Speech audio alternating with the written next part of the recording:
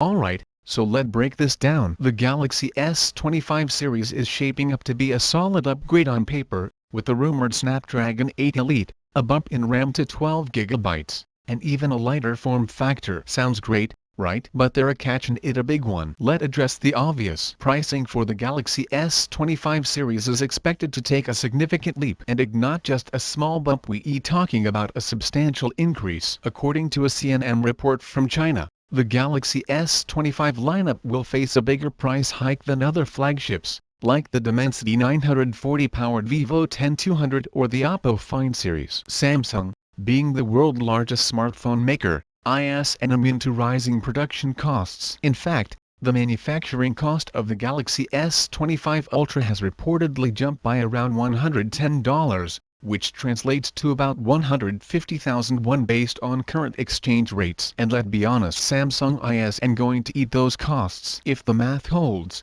the price increase could land anywhere between 170,000 to 200,000 won. That's a pretty steep climb. But there's an interesting twist. In the Chinese market, Samsung may freeze the Ultra model price at 9,699 yuan due to fierce local competition. If the main culprit for this hike, the Snapdragon 8 Elite chip, while it undeniably powerful, the increased cost of sourcing it, combined with the failure of the Exynos 2500, has left Samsung with limited options to maintain its margins. We've seen this before. Remember the Galaxy S20 series? It packed Snapdragon in some regions, but the high price tag led to weaker sales and criticism. The same concern looms over the S25 lineup. No matter how good the hardware gets, there's always a tipping point where the price turns people away. So here's the question: how much is too much? The Galaxy S25 Ultra is shaping up to be a beast, but will its price push it out of reach for most buyers? Samsung is walking a tightrope here, balancing cutting-edge specs and competitive pricing. Let me know your thoughts. How much would you pay for the S25 Ultra? Drop your comments below,